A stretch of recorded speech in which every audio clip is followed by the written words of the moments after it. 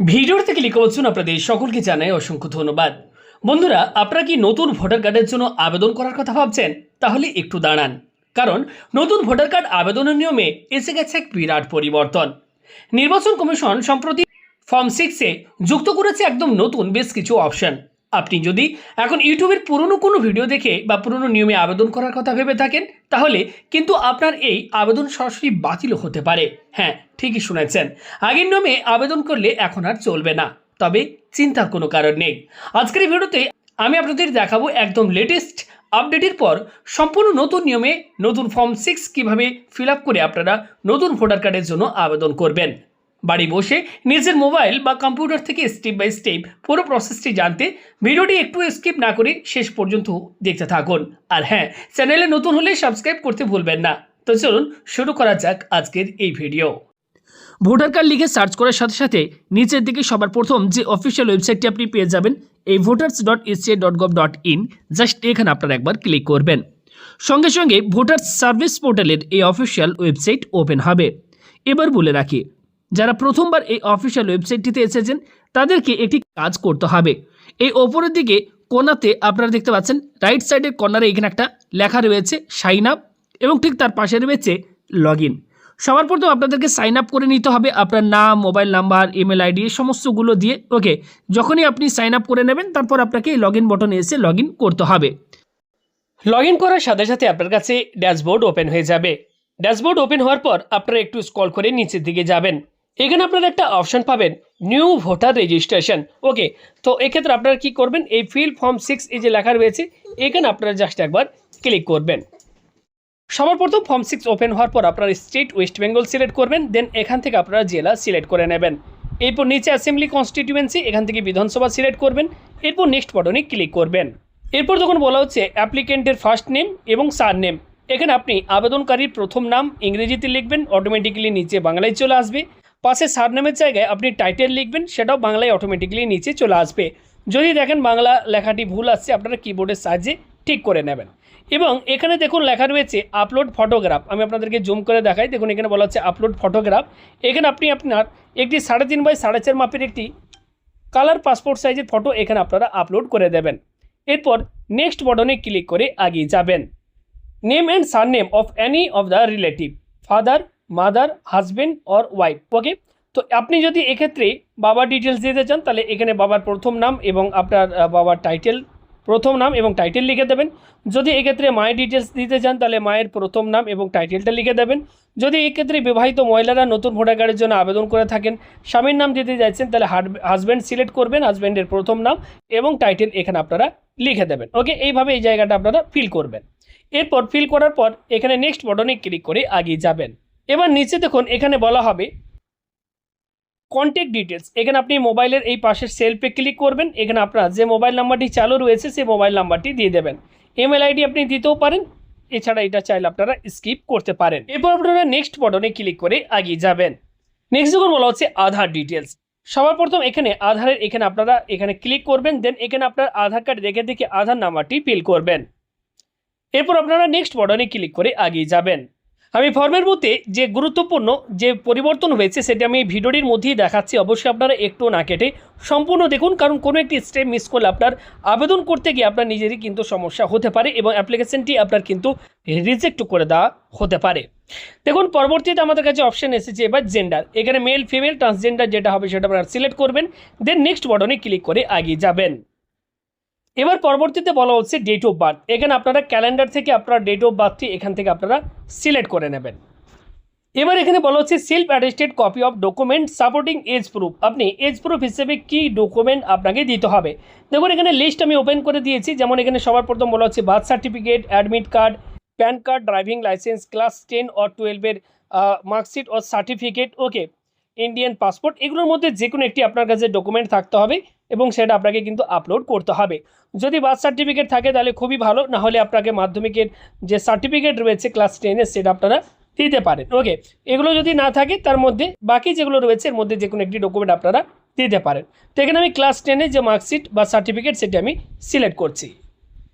তো class 10-এর marksheet আমি এক্ষেত্রে দেখুন সিলেক্ট করেছি এবং এখানে আপনারা কি করবেন, সেটি পিডিএফ ফরম্যাটে আপনারা এখানে আপলোড করে দেবেন। দেখুন এখানে রয়েছে, এখানে আপনারা ক্লিক করে পিডিএফটি আপলোড করে দেবেন। দেখুন আমি আপলোড অলরেডি করে দিয়েছি। পিডিএফ আপলোড করার পর আপনারা কী করবেন, নিচে নেক্সট বাটনে ক্লিক করে এগিয়ে যাবেন। পরবর্তীতে বলা হবে প্রেজেন্ট অ্যাড্রেস ডিটেলস। এখানে এবার আপনাকে প্রেজেন্ট অ্যাড্রেস ডিটেলসটি ফিল করতে হবে। দেখুন সবার প্রথম এখানে বলা হচ্ছে present ordinary residence full address. এখানে আপনার ফুল অ্যাড্রেসটি আপনাকে দিতে হবে, হাউস নাম্বার এখানে একটা দিয়ে দেবেন। চাইলে আপনার বাবার ভোটার লিস্টে যেও আপনারা সেখান থেকে হাউস নাম্বারটি পেয়ে যাবেন। এখানে আপনার স্ট্রিট এরিয়া বা মহল্লা বা রোডের নাম, ভিলেজের নাম, পোস্ট অফিসের নাম, পিনকোডটি দিয়ে দেবেন, আপনার তহসিল বা ব্লকের নামটি দিয়ে দেবেন এবং নিচে দেখুন ডিস্ট্রিক্ট এখানে অটোমেটিক্যালি থাকবে এবং স্টেট অর্থাৎ রাজ্য সেটা অটোমেটিক্যালি সিলেক্ট থাকবে। নিচে দেখুন বলা হচ্ছে self attested copy of address proof. এবার আপনাকে অ্যাড্রেস প্রুফ হিসেবে একটি ডকুমেন্ট আপলোড করতে হবে। তো অ্যাড্রেস প্রুফ হিসেবে কী কী ডকুমেন্ট দিতে পারেন আমি আপনাদেরকে দেখাচ্ছি। অ্যাড্রেস প্রুফ হিসেবে আপনারা water, electricity, gas connection bill দিতে পারেন, Aadhaar card, current passbook, okay, nationalised bank, post office, Indian passport, revenue departments, land wing records, okay, registered rent lease deed, registered sale deed, এগুলোর মধ্যে যে কোনো একটা দিতে পারেন। তো এখান থেকে আমি আধার কার্ড সিলেক্ট করে নিচ্ছি। আধার কার্ডটি সিলেক্ট করার পর এখানে আপনারা একইভাবে আধার কার্ডটি পিডিএফ ফরম্যাটে স্ক্যান করে এখানে আপনারা আপলোড করে দেবেন। দেন নেক্সট বাটনে ক্লিক করে এগিয়ে যাবেন। এবার এখানে বলা হচ্ছে ক্যাটাগরি অফ ডিসেবিলিটি। এক্ষেত্রে যদি আপনি হ্যান্ডিক্যাপ হয়ে থাকেন তাহলে এই যে ফর্মের এই যে কলামটি রয়েছে এই 9 নম্বর ক্যাটাগরি এখানে দেখুন দেওয়া রয়েছে, এটা আপনারা ফিল আপ করবেন। যদি এক্ষেত্রে আপনারা ফিজিক্যালি হ্যান্ডিক্যাপ না হয়ে থাকেন তাহলে এই জায়গাটা আপনাদেরকে ফিল করার দরকার নেই। আপনারা নেক্সট বাটনে ক্লিক করে এগিয়ে যাবেন।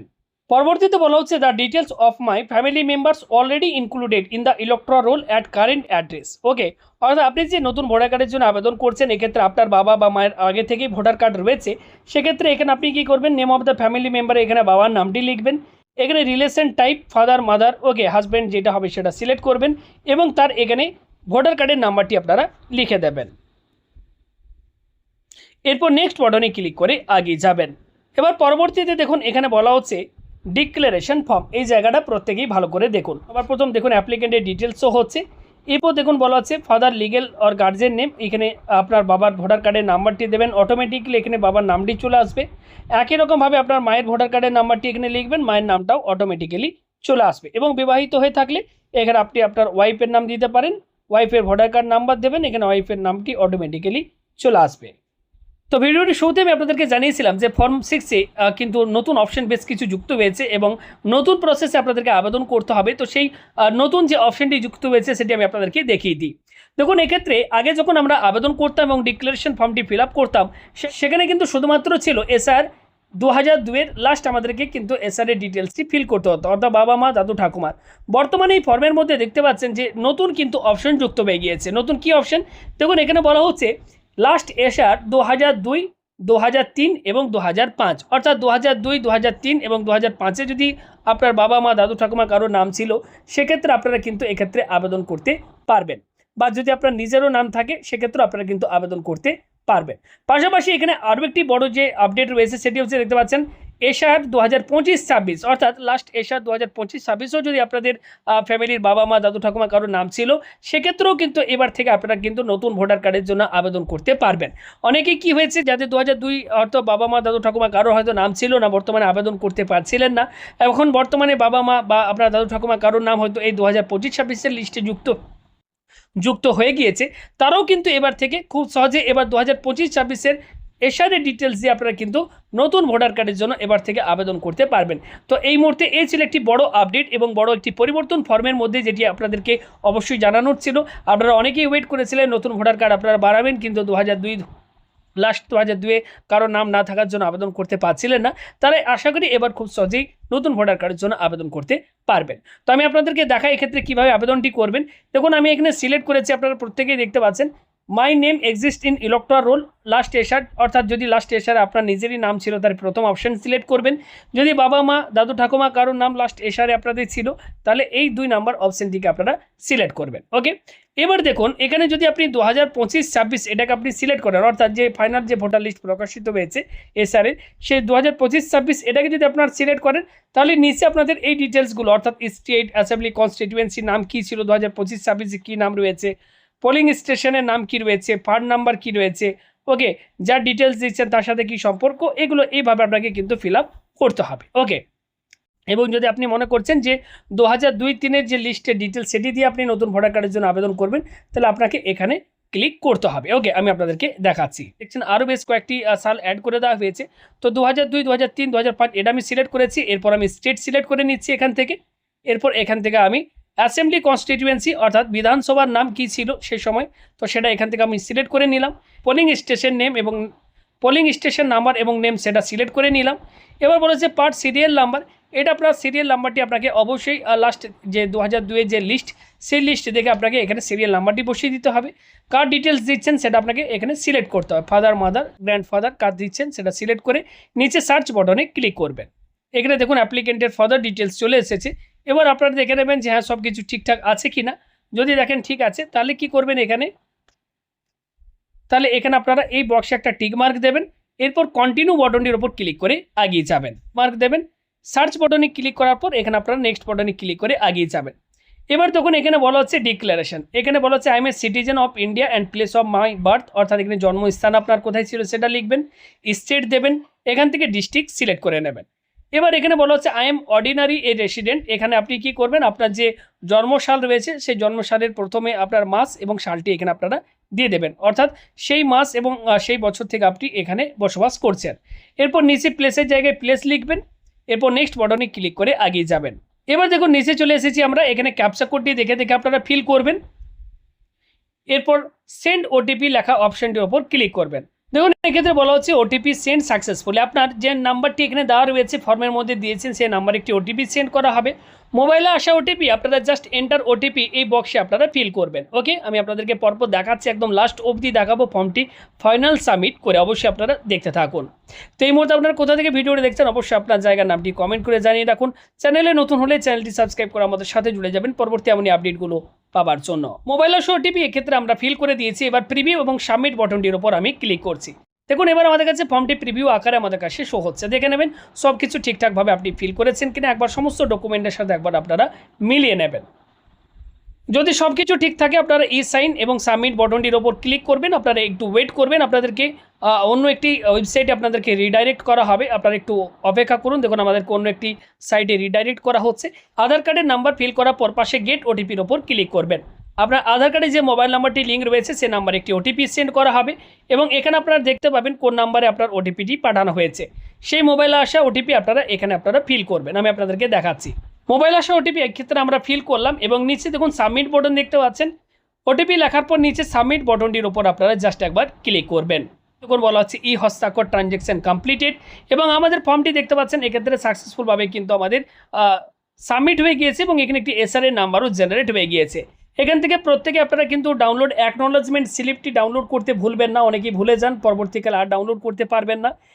ডাউনলোড অ্যাকনোলেজমেন্টে ক্লিক করে এখান থেকে আপনারা ফর্মটি কিন্তু অবশ্যই ডাউনলোড করে নেবেন এবং এই যে ফিল আপ করা যে ফর্ম, এই ফর্মের সাথে আপনারা প্রত্যেকটি প্রয়োজনীয় ডকুমেন্ট যেগুলো আপনি আপলোড করলেন প্রত্যেকটি xerox self attested copy attach করে সরাসরি আপনি ব্লক অফিসে গিয়ে যেখানে ভোটার কার্ডের ফর্ম জমা নেই সেখানে আপনি নিজে গিয়ে ফর্মটি জমা করে দেবেন এবং আপনি যদি সেখানে নিজে গিয়ে ফর্মটি জমা করেন তাহলে আপনার প্রত্যেকটা অরিজিনাল ডকুমেন্টটা মিলিয়ে দেখে নেবেন। পরবর্তীকালে দেখবেন কিছুদিন পর আপনার ভোটার কার্ডটি অ্যাপ্রুভ হয়ে যাবে এবং খুব সহজে আপনি এই প্রসেস ফলো করে আপনার কিন্তু নতুন ভোটার কার্ডের জন্য আবেদন করতে পারবেন।